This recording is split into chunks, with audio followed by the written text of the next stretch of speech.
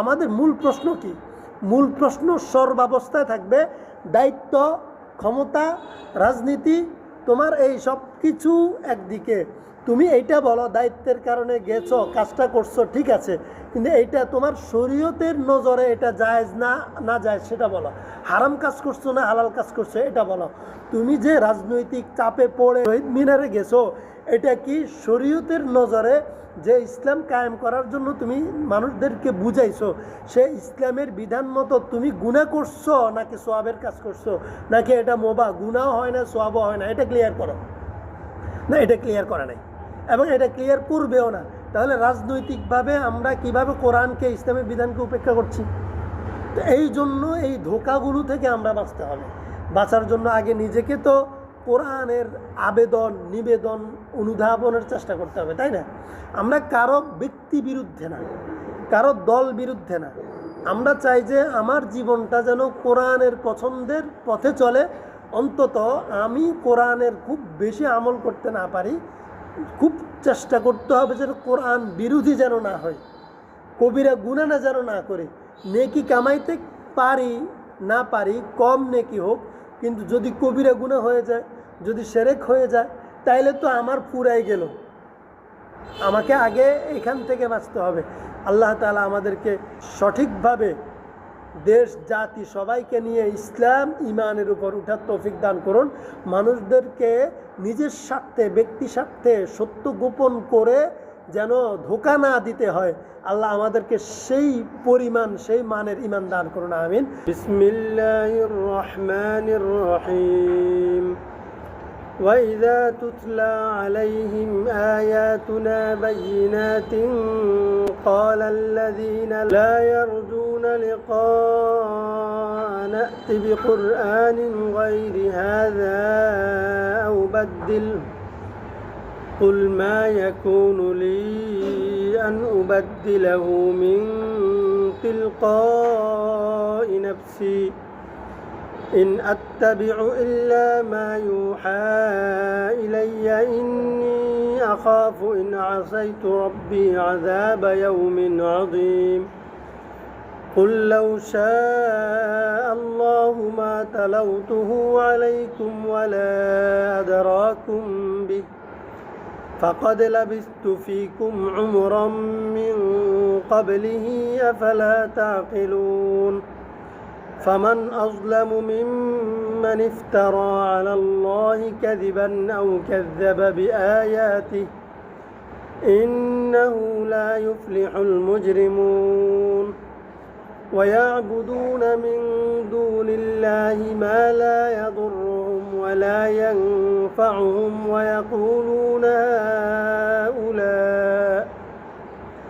ويقولون هؤلاء شفعاؤنا عند الله قل أتنبئون الله بما لا يعلم في السماوات ولا في الأرض سبحانه وتعالى عما يشركون وما كان الناس إلا أمة واحدة فاختلفوا ولولا كلمة سبقت من ربك لقضي بينهم فيما فيه يختلفون ويقولون لولا أنزل عليه آية من ربه فقل إنما الغيب لله فانتظروا إني معكم من المنتظرين صدق الله العظيم আলহামদুলিল্লাহ। আল্লাহ পাকের মেহেরবানি, আল্লাহ তাআলার হুকুম সালাত জোহর আল্লাহর ঘরে এসে বা জামাত আদায় করার তৌফিক দান করেছেন। এই জন্য আল্লাহর দরবারে কালিমাতু শুকর আদায় করছি আলহামদুলিল্লাহ। আজকে আমরা আলোচনা করছি সূরা ইউনূসের 15 নম্বর আয়াতে কারিমা থেকে। এর আগের যে আলোচনাগুলো ছিল এগুলো খুবই গুরুত্বপূর্ণ ছিল। আল্লাহ তাআলা যেন কাফেরদের অবস্থা, কোরআন, ইসলাম, নবীজিকে তারা যেভাবে গ্রহণ করেছে অথবা কোরআন এবং নবীর সাথে যারা যে আচরণগুলো করেছে এই আচরণগুলো আল্লাহ ধারাবাহিকভাবে উল্লেখ করছেন এবং বিপরীতে তাদের সাথে আল্লাহ কি আচরণ করবেন হাসরের মাঠে এবং তাদের পরিচয় বৈশিষ্ট্য কি এটা আল্লাহ তাআলা বলছেন। তো আজকের আয়াতে কারিমাগুলোতে আল্লাহ তাআলা কাফেরদের কিছু আরও কথাবার্তা আল্লাহ রসুলের সাথে তাদের দাবি দাওয়া এগুলো উল্লেখ করছেন, যেই বিষয়গুলো আমরা আমাদের জীবনেও মুসলমানদের মধ্যেও দেখি। অর্থাৎ ব্যাপারটা যেন এমন, যেই দোষগুলো যেই বৈশিষ্ট্যগুলো ডাইরেক্ট কাফেরদের মধ্যে ছিল, এই বৈশিষ্ট্যগুলো আমাদের নিজেদের ভিতরে চলে আসছে। আল্লাহ বলেন যে আমি তোমাদেরকে সৃষ্টি করেছি, সূরা তাগাবুনের মধ্যে বলেন আমি তোমাদেরকে সৃষ্টি করেছি, ফামিনকুম কাফির, কিন্তু তোমাদের মধ্যে একদল কাফের হয়ে গেছে, ওয়ামিনকুম মুমিন, আর একদল মুমিন রয়ে গেছে। অর্থাৎ আল্লাহ সবাইকে সৃষ্টি করেছেন, কিন্তু সৃষ্টি করার পরে হযরত আদম আলাইহিসসালাম থেকে নূহ আলাইহিসসালাম পর্যন্ত এই সময়ে সবাই মুসলমান ছিল, এক জাতি ছিল। আমরা জানি যে কাবিল হযরত আদম আলাইহিসসালামের সন্তান হাবিলকে হত্যা করেছে। হত্যা করার পিছনে একটা বিধান ছিল, আল্লাহর বিধানকে উপেক্ষা করতে গিয়ে সে হত্যা করেছে, কিন্তু হত্যা করার পরে সে আবার আফসুস করেছে। তো সে যদিও হত্যাকারী হিসেবে স্বীকৃত ছিল এবং তার ভাইকে হত্যা করার পাপে সে পাপিষ্ঠ, এটা সত্য, কিন্তু তাফসীরের মধ্যে লিখেছে হযরত আদম আলাইহিসসালাম থেকে শুরু করে হযরত নূহ আলাইহিসসালাম পর্যন্ত পৃথিবীর সব মানুষ রঙে ভিন্ন ভিন্ন ছিল, গোত্রে ভিন্ন ভিন্ন ছিল, বৈশিষ্ট্য ভিন্ন ভিন্ন ছিল, পরিচয় সবাই এক জাতি ছিল। জাতি কি? সবাই মুসলিম ছিল, এক জাতি মুসলিম জাতি ছিল। কিন্তু হযরত নূহ আলাইহিস সালামের পরে মানুষের মধ্যে আস্তে আস্তে শিরক ঢুকছে, কুফরি ঢুকছে, ব্যাপকতা লাভ করছে। এরপর থেকে মানুষ ঈমান এবং কুফর এই দুই শ্রেণীতে বিভক্ত হয়েছে। তো আল্লাহর কাছে পৃথিবীর মানুষ ঈমান এবং কুফরিতেই পরিচিত, চিহ্নিত। আমরা যে তাফসীরের মধ্যে লিখছে যে আমরা জাতীয়তাবাদকে কেউ লালন করি, এইটাও কিন্তু কুফরি। এটা আল্লাহ তাআলার অবাধ্য একটা চিন্তা, একটা পছন্দ বা একটা জাতি গোষ্ঠী তৈরি করা। আল্লাহ কখনো সীমানার কারণে, ভূখণ্ডের কারণে কাউকে আলাদা জাতি চিন্তা করেন না। আল্লাহ মানুষকে জাতি হিসাবে বিবেচনা করেন, ঈমান এবং কুফর হিসাবে। হুয়াল্লাযী খালাকাকুম ফামিনকুম কাফির ওয়া মিনকুম মুমিন। এই জায়গায় যদি আমরা আসি তাহলে দেখব যে আমাদের মুমিনরা যখন আমরা ঈমান ইসলামের জাতিতে, জাতীয়তা চিন্তাবাদ দিয়ে আমরা যখন ভূখণ্ডের ভিত্তিতে অথবা কোনো আদর্শ বা চরিত্রের ভিত্তিতে আমরা জাতি হিসাবে নির্ণয় করতে শুরু করছি। যেমন আমাদের বাংলাদেশে দুইটা চেতনা সবচেয়ে বড়, যেটা মুসলমানরা এস্টাবলিশ করে, মুসলমানরা লালন করে, মুসলমানরা প্রকাশ করে, প্রচার করে। এবং এই দুই জাতির বাইরে ঈমান, ইসলাম, কোরআন, সুন্নাহকে একবার পরোয়া করা হয় না। প্রয়োজনে ঈমান, ইসলাম, কোরআন, সুন্নাহকেও, ইসলামের বিধান শরিয়াকেও তাদের আদালতে অপরাধী হিসাবে দাঁড় করানো হয়, তাদের কাঠগড়ায়। কি একটা হচ্ছে যে মুক্তিযুদ্ধের চেতনা, একটা জাতি, মানে যার ভিতরে মুক্তিযুদ্ধের চেতনা থাকবে তারা জাতিগত অধিকার পাবে, তারা জাতি হিসাবে এস্টাবলিশড হবে, পরিচিতি পাবে, তাই না? এই দেশের এই ভূখণ্ডে থাকার অধিকার পাবে।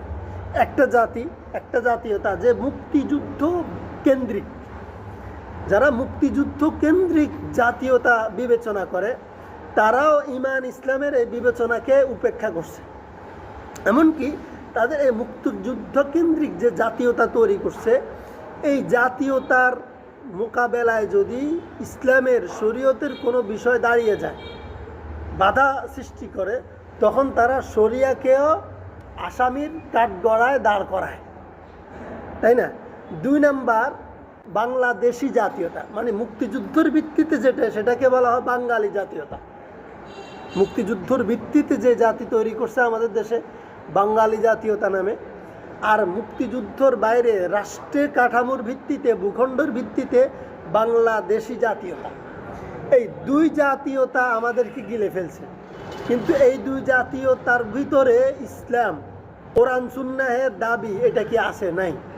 এমনকি এখানে কোরআন সুন্নাহ যদি কখনো কোনো মানুষের সামনে আসে এবং শরীয়তের কোনো দাবি সামনে আনা হয়, যেমন যে রাষ্ট্র চলবে কোরআনের ভিত্তিতে, আল্লাহর উপর আস্থা এবং বিশ্বাসের ভিত্তিতে, যখন এই কথাগুলো আসে তখন ঠিক আমাদের মুসলমানদের ভিতর থেকে এক শ্রেণী দাঁড়ায়, তারা বলে এই দেশে কি শুধু মুসলমান থাকে?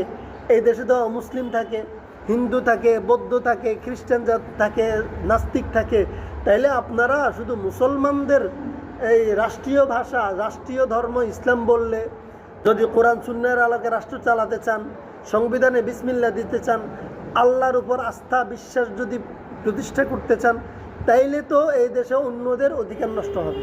এই কথাটা আসে না? আমাদের সামনে আসে। কিন্তু আল্লাহ কি বলে? আল্লাহ বলে না, আমার কাছে এগুলো কোনো জাতি বিভেদের কোনো বিষয় না, জাতির পরিচয় এগুলা না। আমার কাছে জাতির পরিচয় ঈমান এবং কুফরি, ঈমান এবং কুফরি, এটা হচ্ছে জাতির পরিচয়। কোনো একজন মানুষ সে পৃথিবীর যে প্রান্তেই থাকুক, সে কালা হোক সাদা হোক, আমরা দেখব সে ঈমানদার কিনা। যদি ঈমানদার হয় সে আমাদের জাতি। সে যদি আমাদের ভিতরেও থাকে, হযরত নূহ আলাইহিস সালামকে আল্লাহ তাআলা তার সন্তানের ব্যাপারে বলেছেন, তার সন্তান যখন নূহ আলাইহিস সালামের উপর ঈমান আনে নাই, ইসলাম গ্রহণ করে নাই, তখন আল্লাহ তাআলা বলেছেন যে তাকে তুমি তোমার সন্তানও পরিচয় দিবা না। সে তোমার জাতি না, তোমার সন্তান হইতে পারে, উরুস জাত সন্তান হইতে পারে, তুমি জন্ম দিয়েছো, কিন্তু সে তোমার জাতি না, সে আলাদা জাতি। আল্লাহ তাআলা পারিবারিকভাবেও জাতি বিবেচনা করেন না। জাতি বিবেচনার জন্য আল্লাহর কাছে ঈমান এবং কুফরি, এটা হচ্ছে বিবেচ্য বিষয়, দুইটা জিনিস। তাহলে পৃথিবীর সব মানুষকে আল্লাহ দুই ভাগে বিভক্ত করেন, একটা হচ্ছে মুসলিম ঈমানদার, একটা হচ্ছে কাফের বেঈমান।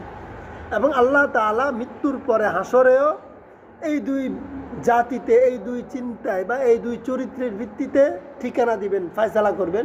একদলকে জাহান্নামে দিবেন, একদলকে জান্নাতে দিবেন। তৃতীয় কোনো জায়গা আছে? নাই। তো এই জিনিসটা কে ধারণ করবে? বিশ্বাসটা কে করবে? আমি করব, আপনি করবেন, যে মুসলমান সে তো করবে। কিন্তু আল্লাহ এই আয়াতে যে কথাটা এখন আমাদেরকে যে ঘটনা শোনাচ্ছেন, সেই ঘটনাটা দুর্ভাগ্যজনকভাবে আমাদের নিজেদের মধ্যে চলে আসছে। দেখেন আল্লাহ কি শোনাচ্ছেন, তারপরে আমাদের বৈশিষ্ট্যটা আমরা উল্লেখ করব, বোঝার চেষ্টা করব। আল্লাহ বলেন, ওয়া ইযা তুতলা আলাইহিম আয়াতুনা বাইয়িনাত, যখন মক্কার কাফিরদের সাথে, যারা ইসলাম এখনো গ্রহণ করে নাই, ঈমানের দাওয়াত যারা এখনো পায় নাই, তাদের সামনে যখন আল্লাহ তাআলা স্পষ্ট বিধান সম্বলিত আয়াত, কোরআনের বিধান, শরীয়তের বিধান তিলাওয়াত করে, উপস্থাপন করে, আলোচনা করে, কে করে? আল্লাহ রসুল যখন করে। ক্বালা, তখন ওই কাফিররা বলে, আল্লাযীনা লা ইয়ারজুনা লিকাআনা, যে মানুষগুলো আখিরাতে বিশ্বাসী না, যারা আখিরাতে বিশ্বাসী না তারাই তো কাফের। কারণ আমরা পড়েছি আমানতু বিল্লাহি ওয়া মালাইকাতিহি ওয়া কুতুবিহি ওয়া রুসুলিহি ওয়াল ইয়াউমিল আখির, আখিরাত। তাহলে ঈমানের জন্য আখিরাত বিশ্বাস করা শর্ত। আল্লাহ বলে আখিরাতে উত্থাপন হবে আল্লাহর কাঠগড়ায়, হাসরে তাদেরকে তোলা হবে, হিসাব নিকাশ হবে। এই কথা যারা বিশ্বাস করে না বা এটা যারা আকাঙ্ক্ষা করে না, সেই মানুষগুলো আল্লাহ রসুলকে বলে, কি বলে? ইতি বিকুরআনিন গায়রি হাযা, এই যে বিধানগুলো তোমরা আমাকে শোনাচ্ছ, এগুলো তো আমাদের চিন্তা চেতনা, পৈতৃক আদর্শ, পৈতৃক ধর্মের বিরুদ্ধে। তো আমাদের পছন্দের বিরুদ্ধে তোমাদের এই আলোচনাগুলো যায়। সুতরাং তোমরা এক কাজ করো, তোমার এই কোরআনটাকে পরিবর্তন করো, মানে এই তাফসির, এই বিধান, এই আলোচনাকে পরিবর্তন করো। আও বাদদিল, অথবা একবারই নতুন কোনো বিধান সম্বলিত কিতাব নিয়ে আমাদের কাছে আসো। তাহলে এই যে এই কথাটা যে বলছে,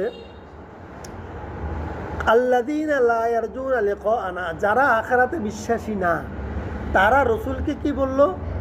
ইতি বিকুরআনিন গায়রি হাযা আও বাদদিল, এই কোরআন, এই কালাম, এই আলোচনা, এই তাফসীর, এই বিধান সম্বলিত যে কথাগুলো তুমি আমাদেরকে বলছো, এই ধর্ম, এই ধর্মের বাণী, এই ধর্মের বার্তা যেটা তোমরা আমাদের সামনে, তুমি আমাদের সামনে বলছো, সেটা পরিবর্তন করো, অথবা কিতাবটাই পরিবর্তন করে দাও। অর্থাৎ দুইটা কথা, এক হয় কিতাবের ভিতরে যে আয়াতগুলো আমাদের বিরুদ্ধে যায়, কোরআনের যে আয়াতগুলো আমাদের চিন্তা চেতনা বিরোধী, আমাদের আদর্শ বিরোধী, আমাদের দলের বিরুদ্ধে যায়, নেতার বিরুদ্ধে যায়, চরিত্রের বিরুদ্ধে যায়, চেতনার বিরুদ্ধে যায়, হয় জাতীয়তাবাদের বিরুদ্ধে যায়, অথবা তো যেই চেতনার বিরুদ্ধে যাক, কথা এটাই, কিন্তু এটাই, আমরা কিন্তু ডাইরেক্ট কাফের হচ্ছি না, ইসলামকে অবজ্ঞা করছি না, আমরাও কিন্তু ঠিক মুসলিম পরিচয় ধারণ করে সেম ভাষায় আমরা কিন্তু কোরআনকে উপেক্ষা করছি।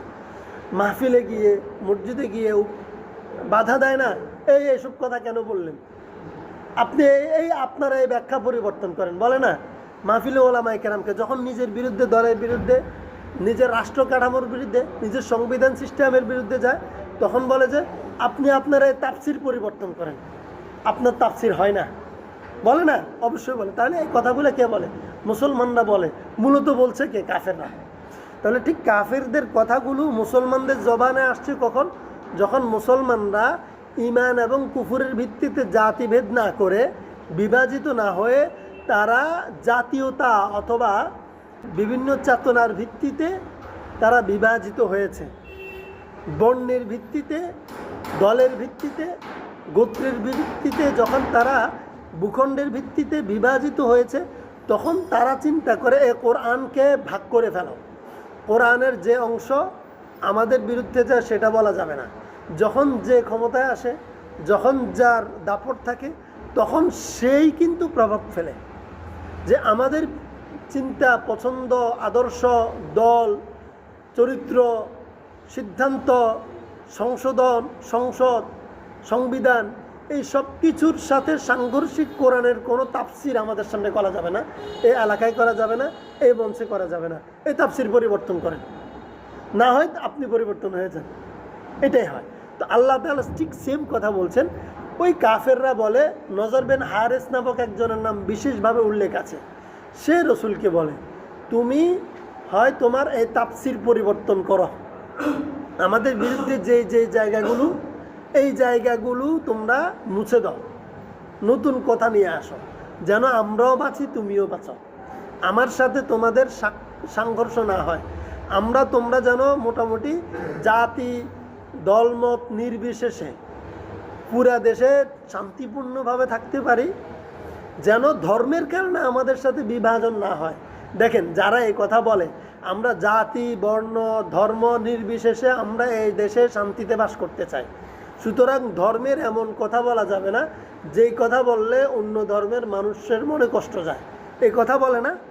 বলে চায় জাতি, ধর্ম নির্বিশেষে সবাই ধর্মের ভিত্তিতে আমরা শান্তিপূর্ণভাবে থাকতে চাই, কিন্তু দলের ভিত্তিতে প্রতিদিন সকাল সন্ধ্যা তারা নিজেরা মারামারি করে, একজনটা একজনে খুন করে, হত্যা করে, এমন কোনো অপরাধ, অপকর্ম নাই যে তারা নিজেরা করে না। কিন্তু এই ক্ষেত্রে একটাও বলে না যে দলীয় চিন্তা চেতনায় উঠে আসো, আমরা এই বাংলাদেশে সবাই শান্তিপূর্ণভাবে বাস করি, এটা কিন্তু তারা কেউ বলে না। ধর্মের বিষয় আসলে বলে খবরদার, ধর্মের এমন কোনো বাণী, এমন কোনো বিধান, শরীয়তের এমন কোনো আইন এখানে বলা যাবে না, প্রয়োগ করা যাবে না, আইন হিসাবে এস্টাবলিশ করা যাবে না, যেটা করলে জাতি, ধর্ম, বর্ণ নির্বিশেষে সবাই একসাথে বসবাস করা যায় না, একসাথে চলাফেরা করা যায় না। ধর্মের ক্ষেত্রে কিন্তু তারা শর্ত দিয়ে দেয়, কিন্তু তাদের দলের ক্ষেত্রে দেয় না, নিজেদের ক্ষেত্রে, নিজেদের স্বার্থের ক্ষেত্রে দেয় না। ঠিকই মারামারি হয়, ঠিকই কাটাকাটি হয়, ঠিকই মামলাবাজি হয়, ঠিকই হত্যা রাহাজানি হয়, কিন্তু তাদের দাবি হচ্ছে যে আমরা আমাদের স্বার্থে মারামারি করব, আমাদের প্রয়োজনে হত্যা রাহাজানি করব, কিন্তু ধর্মের প্রয়োজনে করতে দেব না। অর্থাৎ ধর্মকে আমরা প্রতিষ্ঠা হতে দিব না, আমরা নিজেরা প্রতিষ্ঠা হব। অথচ সব মানুষগুলা পরিচয়ে মুসলমান, তাই না? তাহলে এখন আমি আর আপনি, আমার আর আপনার মধ্যে যদি এই বৈশিষ্ট্য থাকে, এই দলান্ধতা থাকে, তাহলে এই আয়াত সামনে আসার সাথে সাথে আমাকে মোরাকাবায় বসতে হবে, চোখ বন্ধ করে মসজিদের এক কোনায় বসতে হবে যে আল্লাহ এই আয়াতের সাথে আমার চিন্তার সাথে চরিত্রের সাথে কোথায় কোথায় সাংঘর্ষিক আছে, মনে হয় যেন আমার কাছেও কষ্ট লাগতেছে, অপছন্দ লাগে এই কথাগুলো, কেমন যেন লাগে। আল্লাহ আমাকে ইমানদার হিসাবে কবুল করো, বেঈমানি থেকে বাঁচাও।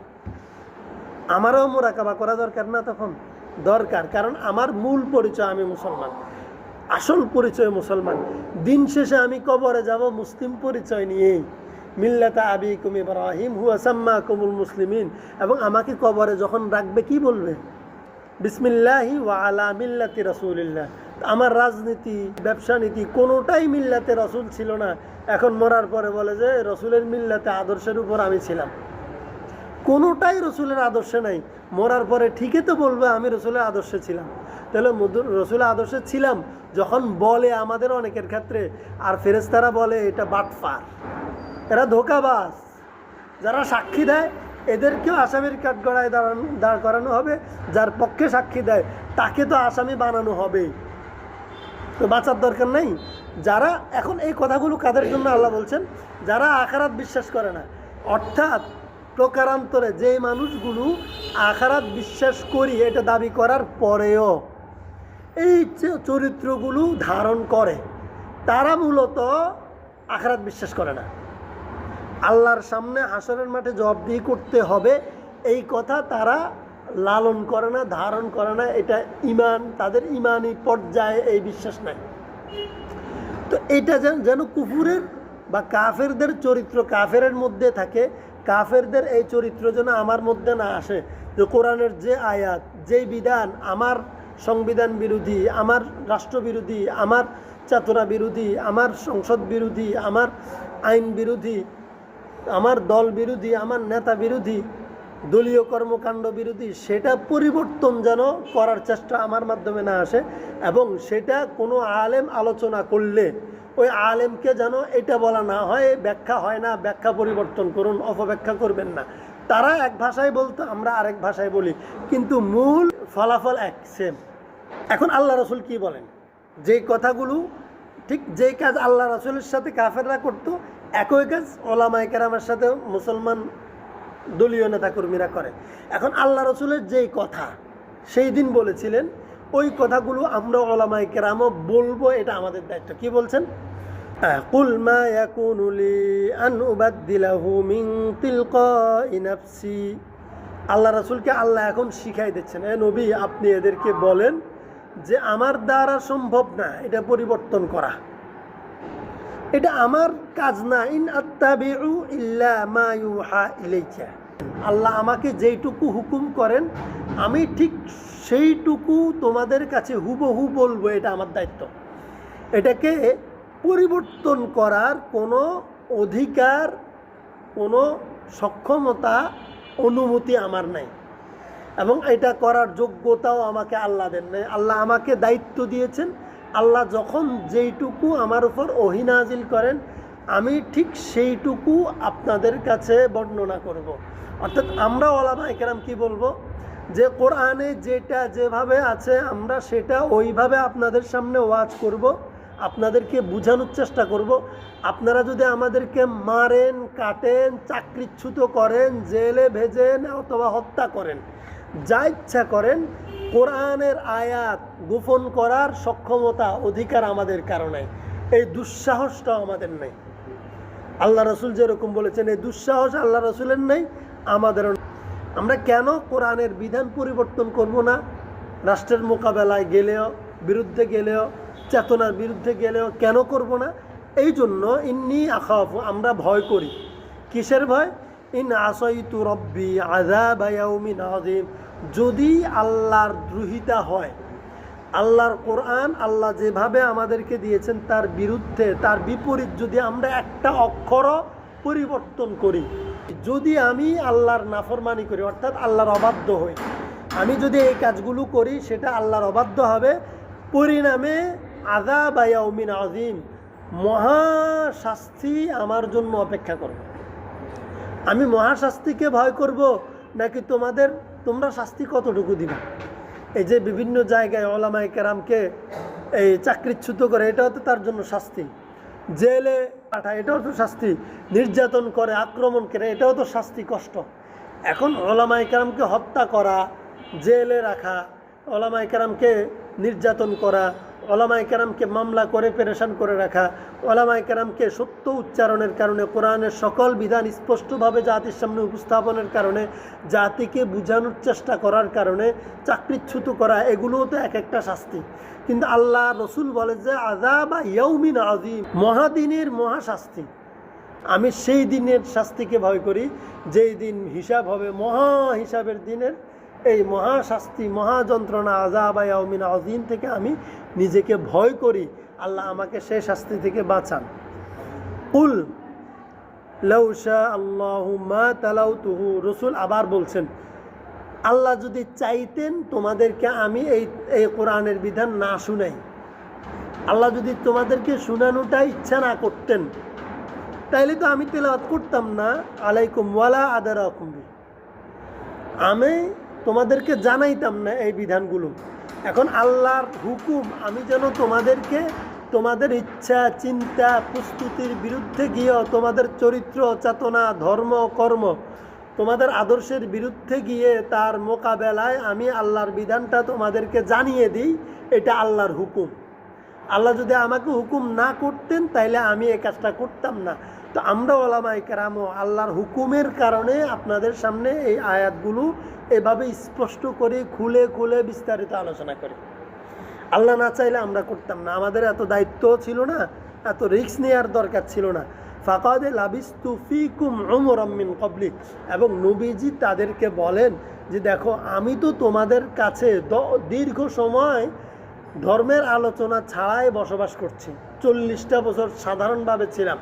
আমি কি কখনো তোমাদের সাথে এরকম আলোচনা করছি? করে নেই। উদ্ভট কথাবার্তা বলছি, নতুন নতুন কথা বলছি? বলি নাই। কেন বলি নাই? আল্লাহ আমাকে হুকুম করেন না, এই জন্য আমি এগুলো নিজ থেকে বলি নাই। কারণ আল্লাহ আমাকে এত বছর হুকুম করেন না, আমি তোমাদের কাছে ছিলাম, আমি বলি নাই। এখন হুকুম করছেন, আমি তোমাদেরকে বলছি। অর্থাৎ যা করছে আল্লাহর হুকুমে। দ্বিতীয় কথা, ওই কেউ কেউ যে বলে যে এটা রসুলের বানানো কথা, মন গড়া ব্যাখ্যা, মন গড়া বিশ্লেষণ, মন গড়া বিধান পর্যালোচনা, এইগুলো যে বলে, অথবা বলে কবি, সাহিত্যিক, রসুল বলে আমি তো তোমাদের কাছে 40 বছর ছিলাম, আমার কি এই যোগ্যতা অতীতে ছিল যে আমি তোমাদের কাছে সাজিয়ে সাজিয়ে বানিয়ে বানিয়ে সুন্দর সুন্দর মুখরোচক কথা বলতাম? এতদিন তো বলি নাই। কেন বলি নাই? এতদিন আমি পারি নাই, আল্লাহ আমার শিখান নাই। এখন আল্লাহ আমার শিখাচ্ছেন, আমি বলছি। অর্থাৎ যা বলছে আল্লাহর পক্ষ থেকে। আফালা তাকিলুন। তারপরও তোমরা কেন বুঝো না? তোমাদের আকল হয় না কেন? আকল কেন হয় না তোমাদের যে তোমরা বুঝো না এই কথাগুলো যে আমি আমার নিজ থেকে বানাই বলি না, এটা কোরআনের কথাই বলি, আল্লাহর হুকুম আমি তোমাদেরকে বলি। ফামান আজলামু মিম্মান ইফতারা আলাল্লাহি কাযিবান আও কাযাবা বিআয়াতিহি ইন্নাহু লা ইউফলিহুল মুজরিমুন। যে মানুষগুলো আল্লাহর আয়াত এবং আল্লাহকে অস্বীকার করছে, মিথ্যাচার করছে আল্লাহকে নিয়ে। মিথ্যাচার কয়েক রকমের হইতে পারে। বর্তমান সময়ের মিথ্যাচার কি? বর্তমান সময়ে যাদের জন্য এই আয়াতটা প্রযোজ্য তারা হচ্ছে যে মানুষগুলো শরিয়ার কথা বললে, ইসলাম মতো রাষ্ট্র চালানোর কথা বললে, সমাজ সাজানোর কথা বললে বলে যে এই কোরআনের এই আয়াত এখন প্রযোজ্য না, এটা যদি বিধান যদি চালু করি তাহলে আমাদের দেশে শান্তি থাকবে না, দেশে উন্নতি হবে না। যে মানুষগুলো এই কথাগুলো বলে তারা যেন কোরআনকে মিথ্যাচার করছে। মানে কোরআন প্রতিষ্ঠা হইলে শান্তি প্রতিষ্ঠা হবে, আর তারা শান্তি প্রতিষ্ঠার পক্ষে বাধা দাবি করতেছে কোরআনকে।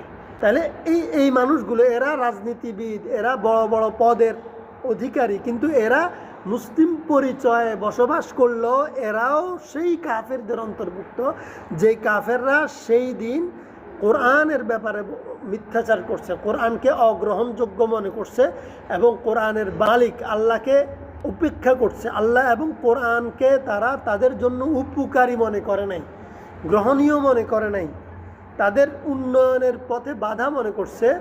এরাও কুফরি করছে কোরআনের সাথে, তারাও কুফরি করেছে কোরআনের সাথে। আল্লাহ বলে ইন্নাহু লা ইউফলিহুল মুজরিমুন, এরা অপরাধী, এরা পাপিষ্ঠ, পাপাচার।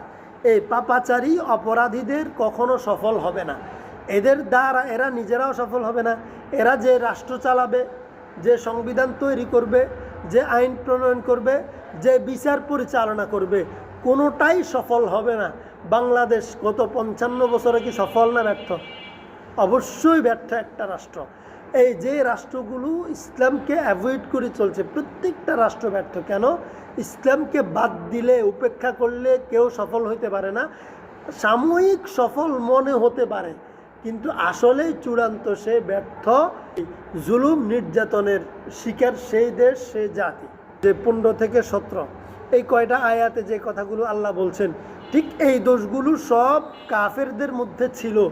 দুর্ভাগ্যজনকভাবে এখন আমাদের দেশের প্রতিটা সচেতন শিক্ষিত রাজনীতিবিদ মুসলমান যারা ধর্ম খুব ভালোভাবে প্র্যাকটিস করে না, এরকম অনেক আছে যারা ধর্ম খুব প্র্যাকটিস করে, কিন্তু দল করতে গেলে বা শাসন করতে গিয়ে কোরআনের এই আয়াতগুলোকে ঠিক এইভাবে সেম ক্যাটাগরিতে উপেক্ষা করে, অ্যাভয়েড করে এবং মিথ্যাচার করে। সুতরাং এই মানুষগুলোরও উচিত তওবা করা, যদি আখিরাতে বাঁচতে হয়। আখিরাতে কেন কেন বলছি, একটা উদাহরণ দেই। যে এত বছর পর্যন্ত তো আমরা শুধু দুই দলকে বিশেষ করে ইসলাম বিরোধী মনে করতাম, ইসলামকে উপেক্ষা করে মনে করতাম। তো এই বছর এই নির্বাচনে যে আমাদের 11 দলীয় একটা জোট, যারা ইসলামী রাজনীতি করে, 11 দলীয় একটা জোট, যাদের মধ্যে আলেম ওলামা সহ ধর্মগ্রহণ সবাই একসাথে ইনক্লুডিং, তারা ধর্ম প্রতিষ্ঠা, ইসলাম প্রতিষ্ঠা করার দোহাই দিয়ে কিন্তু বিরোধী দলে গেছে, তাই না? ইসলাম প্রতিষ্ঠা করার দোহাই দিয়ে তারা আমাদের কাছ থেকে ভোট নিছে, সমর্থন নিছে, বিরোধী দলে গেছে। বিরোধী দলে যাওয়ার পরে ঠিক কিছুদিন আগে এই মাসে 21শে ফেব্রুয়ারিতে শহীদ মিনারে ফুল নিয়ে গেছে এই বিরোধী দলের নেতা। যাওয়ার পরে দেখেন এরা বিরোধী দলে বা ক্ষমতায় আসার আগে বা বিরোধী দলে আসার আগ পর্যন্ত এত বছর আওয়ামী লীগ এবং বিএনপির নেতাকর্মীরা যখন শহীদ মিনারে ফুলের তোড়া নিয়ে যেত, এরা বলতো যে এরা শিরক করে। আসলে শিরকি কর্মকাণ্ড এবং কুফুরি কবিরা গুনাহে লিপ্ত ছিল। ঠিক যখন সেই মানুষগুলো এত বছর যারা ফতোয়া দিছে, ঠিক সেই মানুষগুলো যখন বিরোধী দলে আসছে, তখন ঠিক তারাই আবার রাজনৈতিক স্বার্থে তারা শহীদ মিনারে ফুল নিয়ে গেল। এখন যখন তাদেরকে প্রশ্ন করা হয়, নেতাকর্মী সহ সবাই বলে কি এখন রাজনৈতিকভাবে এটা করতে হবে, এটা রাজনীতি, তিনি বিরোধী দলে আসছেন, তাকে এটা করতেই হবে। তিনিও বলেন আমি বিরোধী দলের নেতা, আমাকে অবশ্যই এটা আসতে হবে। যখন বলছেন যে এটা কি জায়েজ হয়ে গেছে এখন, তখন বলে আপনি পবিত্র দিনে কি জাতা প্রশ্ন করেন, কি জাতা প্রশ্ন করেন। কিন্তু বলা উচিত ছিল কি, অবশ্যই এটা গুনাহের কাজ, অবশ্যই এটা শিরকের একটা আখড়া। আমি এই রাজনীতিতে আসার কারণে রাজনৈতিকভাবে আমি বাধ্য হয়ে শিরকের আখড়ায় আসছি, এটা যদি তিনি বলতেন, আমরা জনগণ কি ধোঁকা পাইতাম? আমরা ধোঁকা খাইতাম না, আমরা বুঝতাম এই সিস্টেমটা আমাদেরকে ইসলাম থেকে বিমুখ রাখে, আমাদেরকে বহু শিরক এবং কুফরি কর্মকাণ্ড করতে বাধ্য করে। এই মেসেজটা আমরা পাইতাম এবং আমরা চিন্তা করতাম পরবর্তীতে ইসলামকে পরিপূর্ণভাবে ক্ষমতায় নেওয়ার জন্য কোন প্রক্রিয়ায় যাওয়া যায়, কোন প্রক্রিয়া অ্যাপ্লাই করা যায়, এটা আমরা চিন্তা করতাম, জনগণ চিন্তা করত। কিন্তু তারা সেখানে গিয়েও গুনাহকে গুনাহ স্বীকার করে নাই।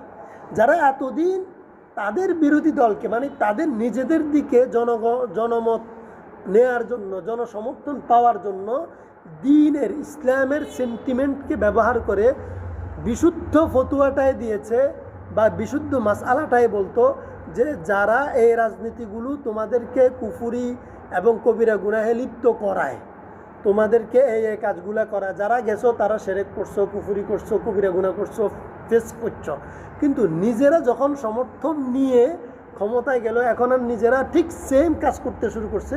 কিন্তু দুর্ভাগ্যজনকভাবে তারা এখন এটাকে আর গুনাহ মনে করে না, গুনাহ স্বীকারও করে না। এটার পক্ষে রাজনৈতিক সাফাই গাইতে শুরু করছে, দলীয় সাফাই গাইতে শুরু করছে, সিস্টেমের সাফাই গাইতে শুরু করছে, ক্ষমতার সাফাই গাইতে শুরু করছে, দায়িত্বের সাফাই গাইতে শুরু করছে। এখন আমাদের মূল প্রশ্ন কি? মূল প্রশ্ন সর্বাবস্থায় থাকবে দায়িত্ব, ক্ষমতা, রাজনীতি, তোমার এই সব কিছু একদিকে। তুমি এইটা বলো দায়িত্বের কারণে গেছো, কাজটা করছো, ঠিক আছে, কিন্তু এইটা তোমার শরীয়তের নজরে এটা জায়েজ না না জায়েজ সেটা বলো। হারাম কাজ করছো না হালাল কাজ করছো এটা বলো। তুমি যে রাজনৈতিক চাপে পড়ে একটা শহীদ মিনারে গেছো, এটা কি শরীয়তের নজরে যে ইসলাম কায়েম করার জন্য তুমি মানুষদেরকে বুঝাইছো, সে ইসলামের বিধান মতো তুমি গুনাহ করছো নাকি সোয়াবের কাজ করছো, নাকি এটা মোবা গুনাও হয় না সোয়াবও হয় না, এটা ক্লিয়ার করো। না, এটা ক্লিয়ার করা নাই এবং এটা ক্লিয়ার করবেও না। তাহলে রাজনৈতিকভাবে আমরা কিভাবে কোরআনকে ইসলামের বিধানকে উপেক্ষা করছি? তো এই জন্য এই ধোঁকাগুলো থেকে আমরা বাঁচতে হবে। বাঁচার জন্য আগে নিজেকে তো কোরআনের আবেদন নিবেদন অনুধাবনের চেষ্টা করতে হবে, তাই না? আমরা কারো ব্যক্তি বিরুদ্ধে না, কারো দল বিরুদ্ধে না, আমরা চাই যে আমার জীবনটা যেন কোরআনের পছন্দের পথে চলে। অন্তত আমি কোরআনের খুব বেশি আমল করতে না পারি, খুব চেষ্টা করতে হবে যেন কোরআন বিরোধী যেন না হয়, কবিরা গুনাহ না যেন না করে। নেকি কামাইতে পারি না পারি, কম নেকি হোক, কিন্তু যদি কবিরা গুনাহ হয়ে যায়, যদি শিরক হয়ে যায়, তাইলে তো আমার পুরাই গেল। আমাকে আগে এখান থেকে বাঁচতে হবে।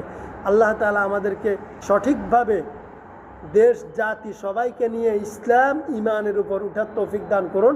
মানুষদেরকে নিজের স্বার্থে ব্যক্তি স্বার্থে সত্য গোপন করে যেন ধোঁকা না দিতে হয়, আল্লাহ আমাদেরকে সেই পরিমাণ সেই মানের ইমান দান করুন। আমিন। ওয়া আখির দাওয়ানা আলহামদুলিল্লাহি রাব্বিল আলামিন। আস্তাগফিরুল্লাহ।